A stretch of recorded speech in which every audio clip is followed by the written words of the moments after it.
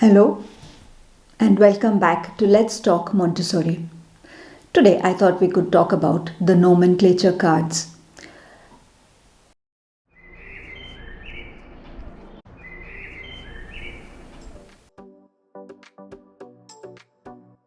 The nomenclature cards form an integral part of the Montessori method for all ages of children. They can cover any area of interest, any topic, and enter into every discipline that the child studies in school: mathematics, geography, botany, zoology, etc. etc.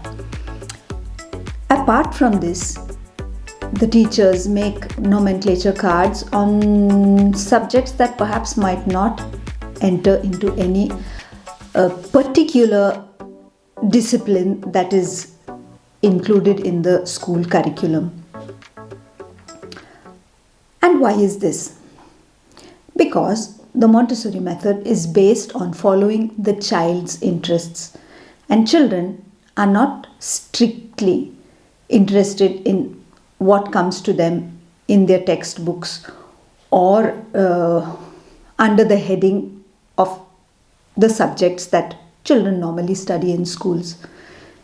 Children can be interested in anything, in sticks and stones and bones and animals, of course, plants, people, all kinds of things that form a part of their world. Therefore, in the children's house, we open all kinds of doors to the children. Knowledge of every kind is offered to them, and if they are interested, they follow up on it, and if they are not, they leave it alone.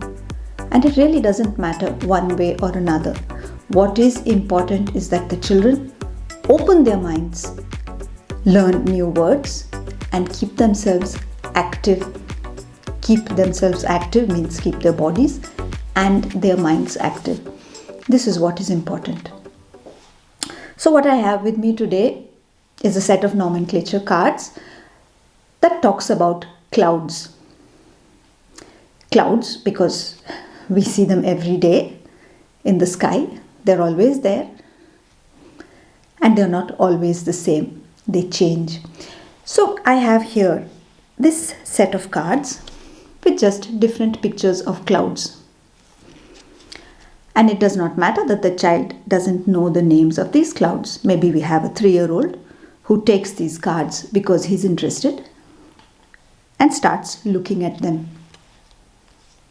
And that's all his work is, to look at them. And maybe he recognizes some particular type of cloud and says, oh, I saw this kind of cloud in the sky today or yesterday or the other day. And so on. At some point during the day or maybe later on, the teacher gives him a few of these names. Maybe cumulus clouds, cirrus clouds, stratus clouds. A few names, not a lot of them. The names are usually given using what is called a 3-period lesson, but I'll tell you about that in another session. And so, as time passes, the child's vocabulary is enriched. He learns the names of these different clouds. As he walks around outside, maybe he notices what is there in the sky and he identifies it. Oh, that is a cumulus cloud, that is a cirrus cloud, and so on. And time passes, the child grows. There comes a time when the child starts to read. At that time, this material, which has no names on it, but the names the child carries with him in his mind, he goes back to this material and he can actually find the same material with names written on the card next to the picture. So, he sees the picture, he remembers the name cirrus and he reads it, cirrus. Now, see how interesting this bit of reading is. It's not passing from the unknown to the known, an unknown word, to a known word, but a temporarily unknown word to a known word. Notice that the child has only to start reading the first 2-3 sounds and the whole word comes back to mind because it's an old friend. He knows what picture this cloud refers to, what word it refers to. And then for the child who is even more adventurous, let us say, we can have a matching activity where the child actually has to read the word and match it to the corresponding card. So, cumulus, oh, that is a cumulus cloud. Stratus, here is my stratus. Cirrus, and here is my cirrus cloud.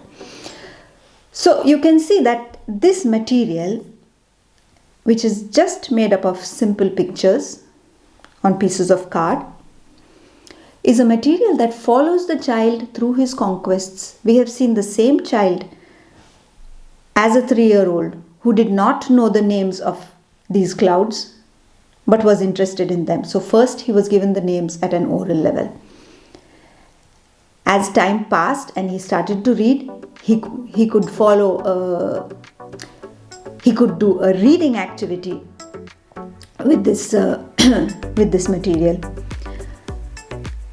And reading itself, there are 2 ways to do it. One can just look at a picture and read the name of what that picture is, or read a label and match it to the correct picture.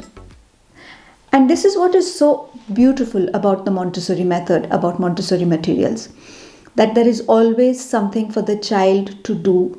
There is so much satisfaction for the child, so much adventure, so much quest, so much learning, but without tension. Thank you for watching. I'll see you again next week. Bye.